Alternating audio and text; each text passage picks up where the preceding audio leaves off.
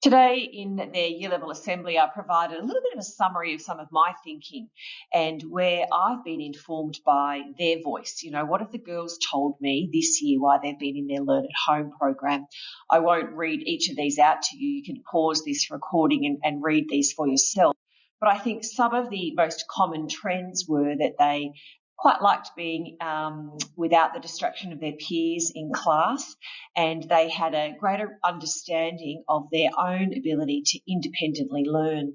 So when I think about some of the trends that appeared right through the cohorts was this strong desire expressed by the students for greater ownership and flexibility applied to their learning. They like being able to control the pace, the delivery mode, and this sense of independence and agency that came with that.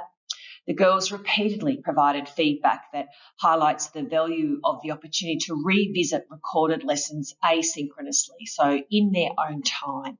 And they saw that as an effective revision tool, in particular even now for exams and any assessment instruments that they are undertaking.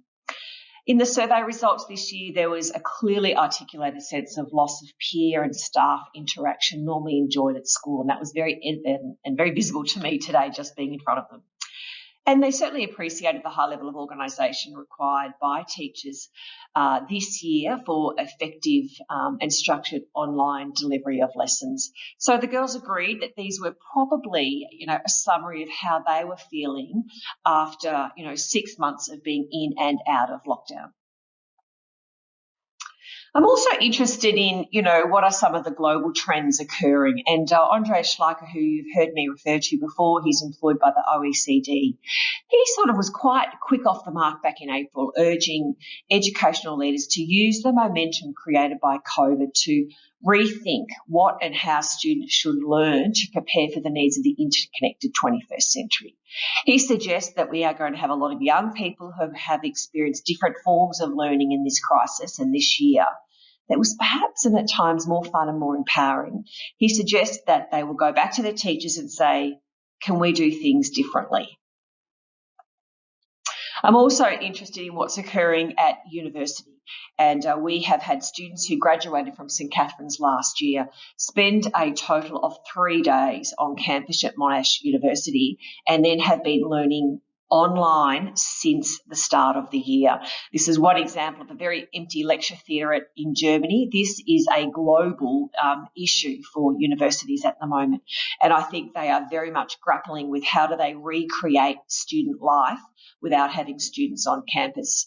What we are anticipating is quite a different tertiary experience for our graduates this year and the following year, and for your daughters in the following year as well. And this experience may be very different to what you and I had with being and learning on campus. I'm also interested in what's going on in workplaces as well, and many of our parents are still working from home. And I am very aware that, some very large global firms are completely rewriting their global workplace plans. And it is anticipated that, people that have normally gone into an office 5 days a week will perhaps just go in 3 days a week and continue this learning from home, continue working from home 2 days a week.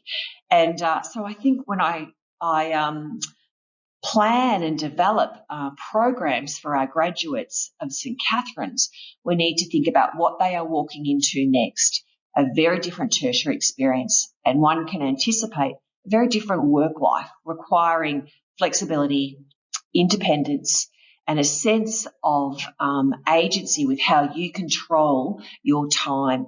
And what is our responsibility here at school to prepare girls for what they can expect in the next 5 to 10 years. I then shared with the girls what we can anticipate and what we are developing for them as Year 11 students next year. And we have made some changes with some of this feedback in mind. The girls will have 10 face-to-face lessons in English and mathematics, and then 4 electives that they have selected as part of their VCE program. And then we will complement these face-to-face lessons with a suite of independent learning tutorials. So 2 ILTs for every subject that they will be undertaking. So your daughter's timetable may look something like this next year. For every lesson, they will have one double lesson, which will be of a slightly different nature. And I'll talk about a little bit that in time, but stretched right across the fortnight. That would be the addition of their Year 12 or their 3-4 lesson there as well, where they won't have an ILT, they'll have face-to-face for every Year 12 subject. So what we are hoping to achieve with this suite of ILTs are 3 different offerings for the girls. The first is an optional flexi-tute, the second is a masterclass, and the third is an asynchronous online tutorial. So we are hoping to complement the 10 face-to-face lessons that they'll have here on campus with a suite of ILT, so independent learning tutorials. So for each subject, they will have one ILT, and during that time, they could access their teacher if they wanted to in a study hall situation and, revisit some of the work that may be having difficulty with. It could also be an opportunity for the girls to access the facilities, for example, in the arts and continue working on some of their folio. This flexi-tute is optional for the girls, so it's about the girls having some agency about whether they've understood work and whether they perhaps need something explained again. The masterclass is a new concept here at St Catherine's, and it's really leaning on the benefits of the girls being able to revisit some of the resources created and being able to watch those asynchronously. A masterclass may be taught by their classroom teacher, or in an example of English, Seri Lloyd, as the head of English, may choose to take the masterclass for all of term 1. There will be the opportunity to have 3 or 4 masterclasses per subject each term. This would be in the format of a 60-minute lecture, and it would perhaps have a visual PowerPoint to support that resource, so perhaps a PowerPoint. It may also be, though, an interview with an industry expert or an old girl, and it may provide quite a thorough revision lecture for an outcome that they may be studying for. We're quite excited about this concept. It certainly has been adopted across a range of industries during the lockdown phase, and we think it can be well adapted to the VCE program as well. If they're not doing a masterclass, they may just have some time to do some independent homework, which I know the girls will certainly appreciate. This would be supported by a 10 to 15-minute filmed vignette, so perhaps an explanation of something quite instructional with maths, and then a task that would be focused on that and linked back to their face-to-face lessons. So we're quite excited about this model. I think it gives the girls a sense of agency around time. I think it will be quite empowering for them. But it also pulls on all of the benefits that they've been telling us and the good things that occurred this year with the girls learning at home.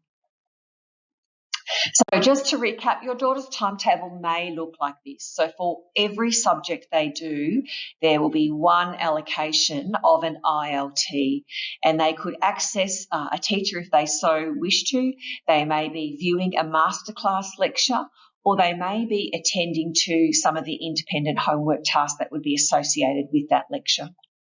This is only applicable for the Unit 1 and 2 subjects. So for the Unit 3 and 4 that your daughter may be doing, they would still participate in 12 face-to-face lessons.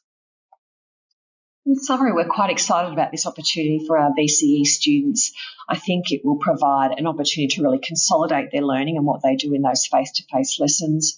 I think it will provide an enhanced level of flexibility for the girls to access masterclass and online tutorials in an asynchronous manner.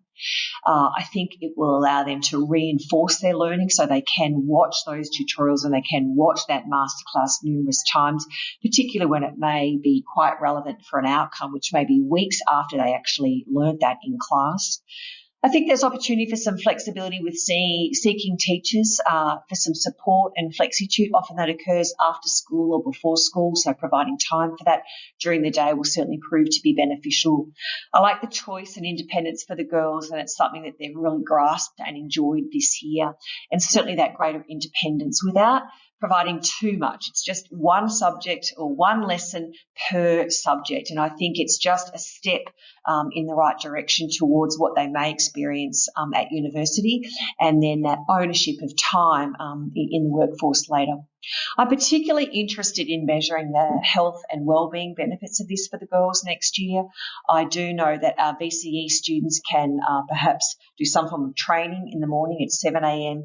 and then rattle through the day pretty quickly. And I think this will provide for our Year 11 students 5 spots in the fortnight, which can be at a slightly different pace. It may be revisiting work, it may be seeking support from a teacher.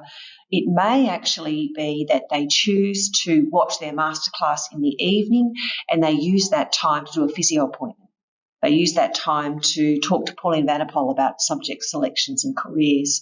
It may be they use that time to do their music lesson, their private music lesson.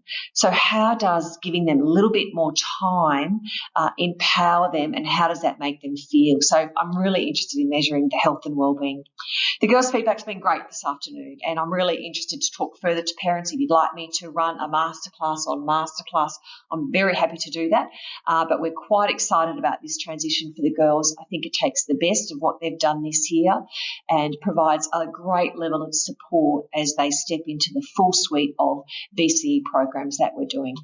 My best wishes for the girls. They've got 1 week left at school and then they move into their exam mode, and then we look forward to some Christmas celebrations after that, and hopefully some parents that are able to come back onto campus. My best wishes and thank you.